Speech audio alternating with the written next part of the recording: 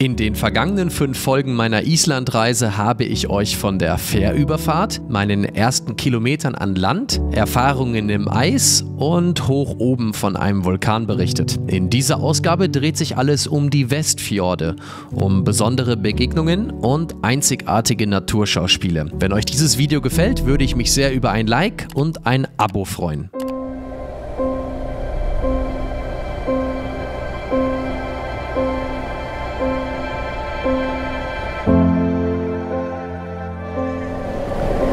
Das ist ein ganz klassisches Bild für Island. Eine top asphaltierte Straße. Hört einfach auf, vorher kommen Schilder und dann heißt es Gravel Road, here we are.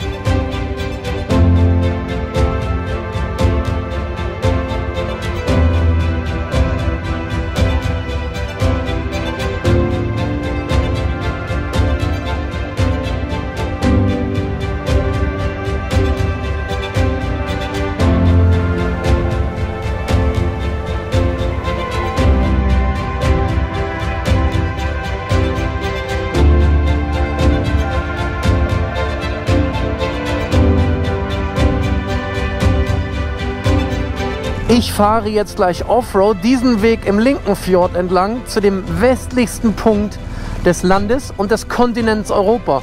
Und danach fahre ich den rechten Fjord entlang, um in die Richtung meiner Unterkunft zu kommen. Aber bevor es soweit ist, noch ein bisschen Geschichtsunterricht. Das älteste Stahlschiff ist von 1912, was sich noch in Island befindet. Das wurde von einer norwegischen Reederei gebaut. Hat aber in den 80er Jahren so einen kleinen Schaden gehabt. Und jetzt steht es hier rum. Mitten im Nirgendwo.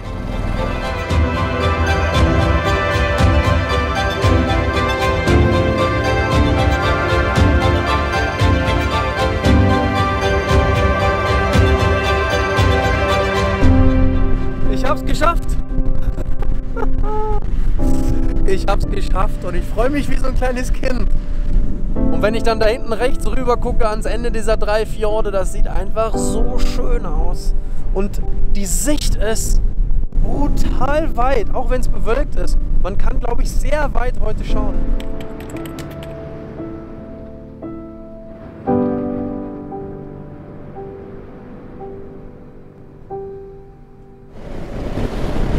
Auf Wiedersehen, du wunderschöner Platz. Es ist so geil, hier Motorrad zu fahren. Und speziell mit der GS und Stollenbereifung und dem Wilbers-Fahrwerk macht das natürlich alles unvorstellbar viel Laune.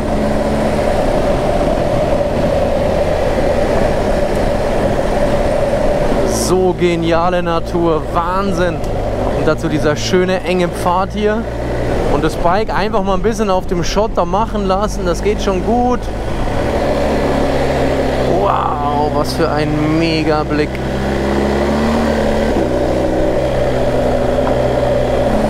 Ah, the crazy Germans. They always drive so fast. Das ist nicht gut. 12 Sekunden später. Ja! Ja, da geht einem schon ein bisschen die Pumpen. Hier bei 1000 Millionen PS, jawohl. Hier in den Westfjorden fahre ich heute schon meinen 3. Pass und ich komme von der anderen Talseite. Das ist der Oberknaller, wenn ihr jetzt gleich mal nach links rüber schaut. Da oben, seht ihr das? Die Straße bin ich gerade runtergefahren. Schaut euch mal an, was die hier sich für Arbeit machen müssen. Nur, dass am Tag so ein paar Hanseln wie ich hier rüberfahren können. Aber ansonsten wäre natürlich das Leben hier hinten auch nicht möglich.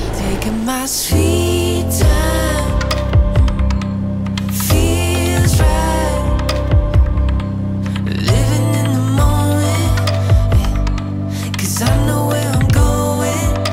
I'm taking my sweet time. Each time. Sick and tired of seeing people always running in circles, chasing lies that never got them past the surface. What happened to our purpose? In diesem kleinen verschlafenen Fischerdorf werde ich heute Abend übernachten, und zwar im Harbour Inn Guesthouse. Jetzt müsste es hier gleich auf der rechten Seite kommen. Das ist es. Super, hätte ich ja direkt eine Tanke hier vor Ort gehabt. Ist ja ein Traum.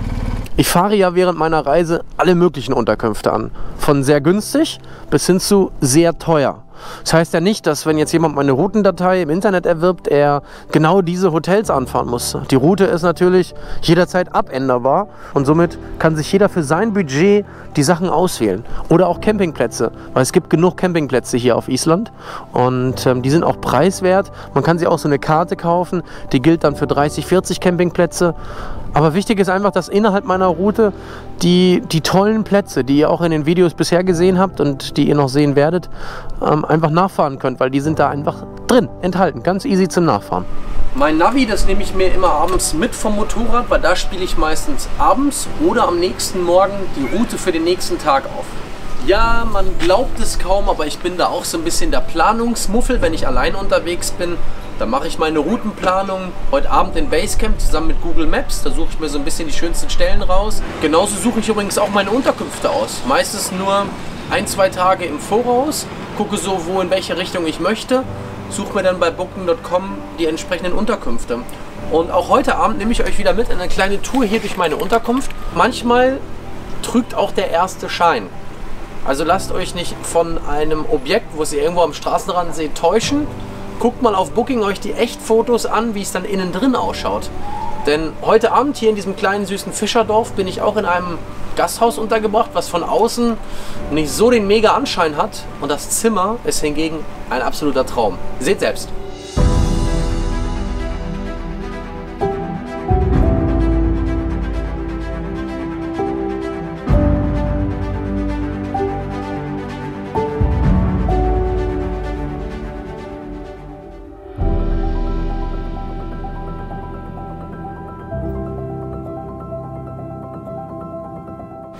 You know, Westfjords are one of the least visited areas in Iceland. I think we have everything, or mostly everything in place. We have the beautiful nature, we have good people, you know, taking care of the guests. So there are so many nice places also outside of the, you know, main areas here in the Westfjords that are so worth visiting. And I think the main reason why there aren't so many tourists here is because it's so difficult to access. Like in the winter, the roads, they're closed.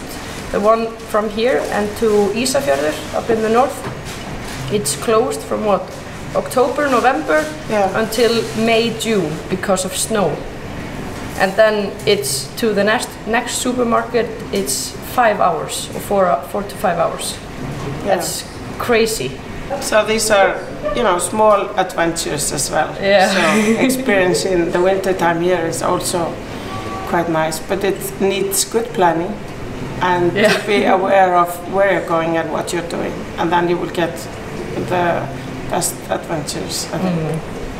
So, but this can be, you know, also a challenge for some people that the mountains are high and you're driving on your motorbikes or your cars on top of a mountain road with a very steep hill downwards. So some people are actually very afraid. Was für ein Mega-Knaller ist das eigentlich? Denn Fridas Mann, der hier ein kleines Fischerboot hat und touristische Fjordfahrten auf seinem Kutter anbietet, der hat mich heute Morgen beim Frühstück gesehen, so mit Kamera, wie ich seine beiden Mädels interviewt habe. Und dann hat er gemeint, wollen wir nicht ein bisschen rausfahren? Ich zeig dir mal die Perspektive vom Boot und nicht vom Motorrad.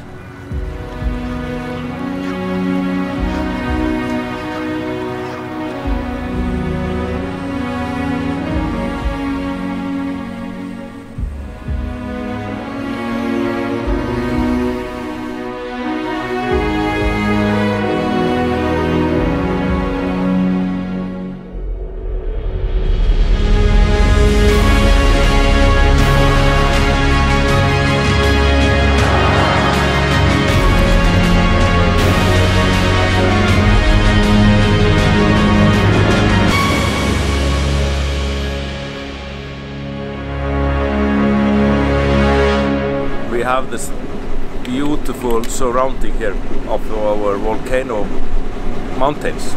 So we both have here in the north volcanoes, and then we have this typical Icelandic mountains here that are built up with lava. Layer and layer and layer and layer, or you can see that sometimes between 1,000 years between each layer.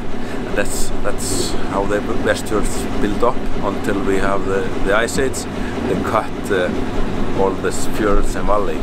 Während Gümmi schon die Angel auswirft, mache ich mir noch Gedanken über die Moral. Denn was wird wohl passieren, sollte tatsächlich ein Fisch anbeißen? Jetzt hier einen rauszuziehen. Aber es dauerte gefühlt keine Sekunde. What? You really have a fish? Yes! Just after 1 second? No, you have something else, like a boot or something. You really have a fish? It's a big one. Yeah. So, it's good. So you like the water, but you also like the mountains? Yeah, we are skiing here a lot as well. Dieser Ausblick war einfach der Wahnsinn und der Ort wie fürs Fischen gemacht. Wow. War ein Fisch für isländische Verhältnisse noch zu klein und durch den Haken nicht verletzt, ging er zurück ins Meer. Der Fang des Tages wurde direkt an Bord filetiert und gewaschen. Die Sache mit der Biotonne übernimmt hier die Natur. Zurück im Hafen sehe ich einen Hochseefischer, dessen Ladung gerade gelöscht wird. Nebenan ist ein kleiner Fischer, der ganz besonders stolz über seinen größten Fang des Tages ist. Zurück am Bootsteg gibt's auch gleich wieder etwas zu reparieren und es wird ein Teil montiert, welches sich heute Morgen noch weit entfernt in der Hauptstadt befand. Aber dazu später mehr. In Island sieht man hauptsächlich SUVs und Fahrzeuge, mit denen man hier auch wirklich Offroad fahren kann. Denn es gibt so viele Schotterpisten. Und das erste Mal jetzt hier nach der Fischertour sehe ich ein wirklich gutes Auto. Ein M3 E46. Ich hatte dieses Auto auch in der gleichen Farbe, nur mit rotem Interieur. Und ich habe gerade den Besitzer gefragt, ob es echt Spaß macht, hier mitzufahren. And you just said to me that you will raise it a little bit, right? Yeah, I have to. It's So how is it? a little bit too low. It's a little bit too low. And how is it driving such a BMW in Iceland? It's a workout. Getting used to. Right, it has Yeah. nearly 200,000 kilometers and it's working good? Yes, it's still good. Nice. It's been taken pretty good care of, but it's needing a little bit of love at the moment. But I will take care of it. Very good. Yeah. Good man. Yeah. Take care, have Thank fun. you. You too. So ein Auto hier. Und ich dachte eigentlich, um den Ort ist alles nur Gravel Road. Er will es ein bisschen hochfahren vom Fahrwerk her. Bin gespannt. Aber er scheint das Auto zu lieben, deswegen das passt. Ich kann es nachvollziehen. Der E46 war für mich der bisher charakteristisch stärkste M3, den es damals gab und immer noch gibt. Mein Kapitän und Fischermeister Gümmi, der hat gerade eben gesagt, hey, unser lokales kleines Fischrestaurant möchte dich gerne einladen, um den jetzt gefangenen Fisch auch noch gleich frisch zu futtern. Wir haben nämlich gerade Mittagszeit und es ist perfekt. Und das hier ist der Koch und Besitzer des Restaurants. Darf ich euch vorstellen? I'm Gisli. This is my place. And we're gonna cook fish for you. Oh, this is great. Thank you so much. My pleasure. So let's go inside, I guess, or? Let's do that. Okay. Erst später habe ich erfahren, dass Gislis Restaurant eines der besten Adressen für Fisch und Chips in ganz Island ist. Leute kommen extra hierher und mittlerweile weiß ich auch warum. Es war unfassbar lecker. Wow. Auf Wiedersehen, lieber Fischerhafen. Auf Wiedersehen, liebes kleines Fischerdörfchen.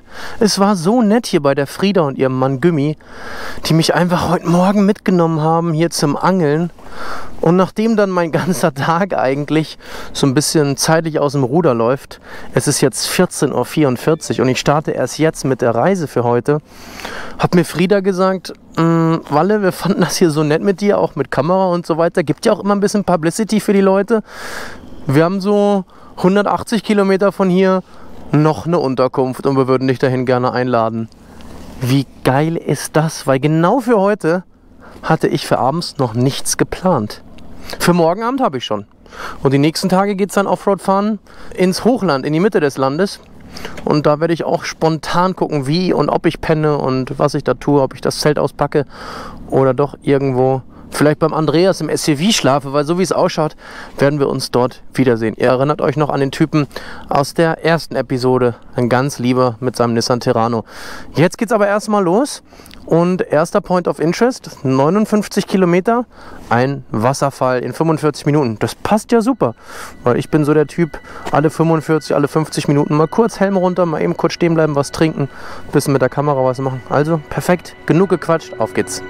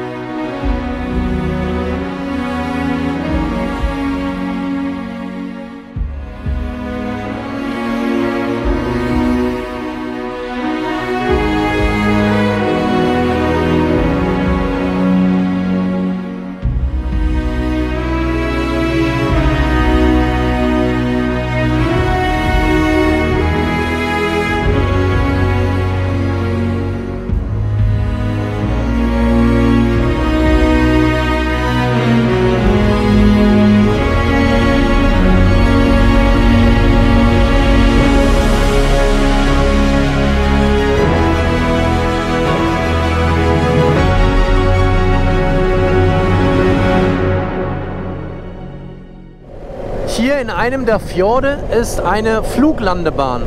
Und ich habe heute Morgen mit Gümmi darüber gesprochen. Denn er sagte, er brauchte dringend ein Ersatzteil. Er hat das heute Morgen um 9 Uhr online bestellt. Und dann war es ein paar Stunden später aus Reykjavik hergeflogen worden. Da kostet der Versand zwar fast so viel wie das einzelne Ersatzteil, was er brauchte. Aber für dringende Lieferungen ist das soweit möglich. Denn alles andere, was jetzt hier auf dem Landweg passiert, kann sein, dass es halt dann auch mal 2-3 Tage dauert, bis was hier ist. Mir haben Einheimische erzählt, dass es hier Touristen gibt, vorwiegend Amerikaner, Chinesen, aber auch Europäer, die glauben, dass man Island in 3, 4, 5 Tagen entdecken kann. Gar keine Chance. Unter 14 Tagen würde ich niemals herkommen. Also klar, wenn man jetzt irgendwo in 10 Tagen mit dem Bus durch die Gegend gekarrt wird, ist das sicherlich in Ordnung und auch machbar. Da hat man die Hauptringstraße 1 gesehen, aber wenig vom Land wahrscheinlich gespürt, nur die Hotspots. Aber hier, wo ich jetzt unterwegs bin, ganz alleine, da drüben ist ein Wasserfall, da parken halt nicht 40, 50 Autos, sondern 1 und ich vielleicht gleich. Ja, da muss man einfach die Zeit investieren.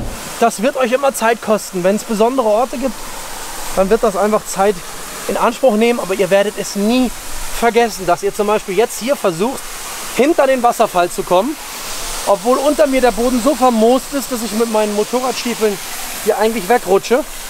Jetzt gucke ich mal, wie ich das irgendwie schaffe. Aber ich möchte das schaffen. Und ich glaube, darum geht es. Um diese kleine interne Challenge. Immer wieder etwas Neues auszuprobieren. Das macht einfach eine mega Laune hier. Wie krass ist das? Ich bin hinterm Wasserfall. Ja, hier schlage ich jetzt mein Nachtcamp auf. Vielleicht in 3 Jahren, wenn ich ein bisschen mehr Robinson Crusoe bin. Jetzt ist es fast ein bisschen nasskalt. Ich fahre dann mal wieder.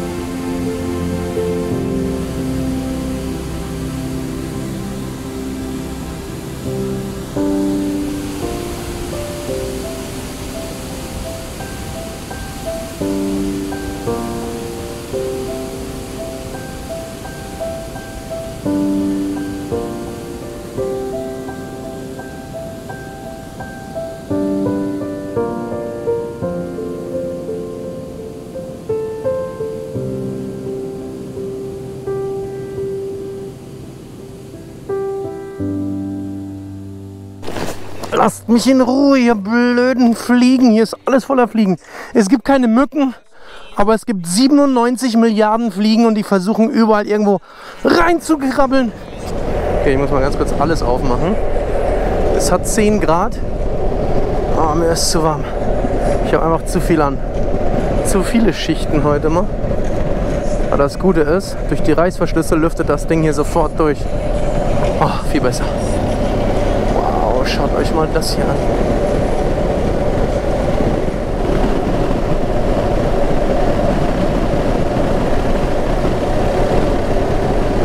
Hier auf der rechten Seite, mitten im Nirgendwo, ist eine riesen Baustelle. Und zwar wird hier ein neues Tunnelsystem gebaut, um auf die andere Seite des Fjords zu kommen, um nicht außen und oben drüber rum zu müssen und vor allen Dingen im Winter die Region hier auf meiner linken Seite mit der auf der rechten zu verbinden. Ich zeige euch jetzt mal einen atemberaubenden Blick. Seht ihr diesen Pass hier hoch? Der ist natürlich wunderschön im Sommer. Aber im Winter ist er über viele Monate einfach sowas von Schnee bedeckt, dass kein Mensch von dem Fjord hinter mir in den nächsten kommen kann. Man fährt hier aber auch von einem Megablick zum nächsten. Das ist unvorstellbar. Hier sieht man schon, wie der ganze Straßenverlauf hinter dem Bergrücken da weiterläuft.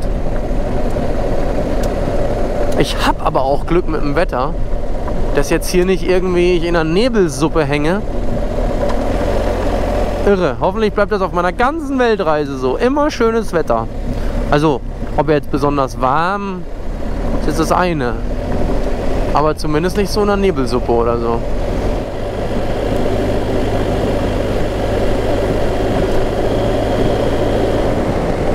Hier ist die zweite Unterkunft von Frida und Gümi. Wow, das ist ja wirklich richtig in der Pampa, aber total schön. Guck mal, und die Blümchen so schön. Und von innen erwartet einen eine gemütliche und urige Unterkunft. Ganz ursprünglich inmitten einer unberührten Naturlandschaft. Wer auf der Suche nach echten Insider-Tipps für diese Region ist, der spricht mit der Hausherrin Gudrun. Sie kennt diese Region wie ihre Westentasche und hat im Flur eine große Auswahl an Aktivitäten und Sehenswürdigkeiten liebevoll zusammengefasst. Vom arktischen Fuchs übers Reiten mit Islandpferden oder heiße Quellen zum Baden. I love it. I was brought up in Unterfjörður, in small valley, and it was a mountain, 3 ways, and just the North Atlantic Ocean on the one way. And I used to live in like that.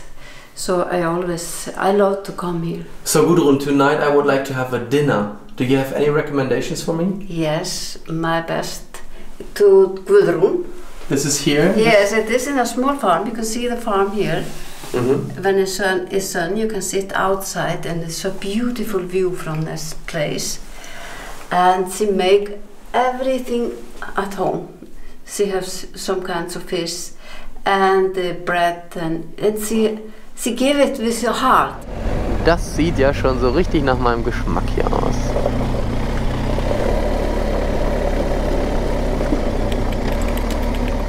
Hier bei Gudrun in den Westfjorden gibt es traditionelle Hausmannskost und man sitzt auch mit ihr zusammen im Wohnzimmer. Das ist echt irre, richtig urig. Ich drehe mich einfach mal ganz kurz um, weil hier ist jetzt der Bauernhof hinter mir und jetzt seht ihr, wie es im Hintergrund ausschaut. Der Fjord, die Natur. Im Hintergrund scheint die Sonne und gleichzeitig regnet es aber auch so ganz leicht. Ich habe mich mittlerweile an diese Temperaturen um 10 Grad super gewöhnt. Habe jetzt schon meine Jacke alles ausgezogen, weil mir fast zu warm ist. Und jetzt freue ich mich aber auf ein leckeres Abendessen und dann werde ich heute Abend früh schlafen, hoffentlich. Das habe ich bisher irgendwie jeden Tag versucht, hat nie geklappt. Aber heute werde ich es versuchen und schaffen, denn morgen, anders als ursprünglich geplant, wartet tatsächlich die allerlängste Etappe auf mich. Ich habe noch nicht mal nachgeguckt, wie weit es ist, weil ich habe echt Angst, dass es vielleicht weit über 500 Kilometer sind. Oh, das wird richtig anstrengend, aber da muss er durch, hat er sich so überlegt. Hätte heute mal nicht so lange auf dem Schiff mitfahren sollen und frischen Fisch genießen. Also, ich melde mich gleich nochmal vom Abendessen. So, you are cooking here for everyone? Yes. So if people will see this video and they come here, they can have a dinner, right? Yes, yes, I love it. Only evening or also? It is all the day too, yes. You do this with your husband together? Yes, he helped me, yes. Sometimes he helped me, yeah. Very good. Yes. Very nice. And it is my home. And I'm directly in your living room, I guess. Yes, yes. Thank you so much for the good dinner. It was so tasty. All is gone. Ah, yes, thank you. Nice to meet you. Nice to meet you too. Hier ist gerade so ein unvorstellbar gutes Licht und die Stimmung war so schön mit der Gudrun. Die hat autodidaktisch sich Englisch beigebracht über Instagram. Und sie hat sogar einen eigenen Instagram-Account. Müsst ihr mal abchecken. Ich verlinke den unten in der Videobeschreibung. Gute Nacht und bis bald. Ich hoffe, dieses Video hat euch gefallen und ihr lasst mir ein Like da und klickt auf den Abonnieren-Button, um nie wieder ein neues Video zu verpassen. Und so geht's in der nächsten Folge weiter. Das schaffst du! Das schaffst du! Ehrlich? Ja! Es ist auf jeden Fall mit Abstand das Verrückteste, was ich je in meinem Leben erlebt habe.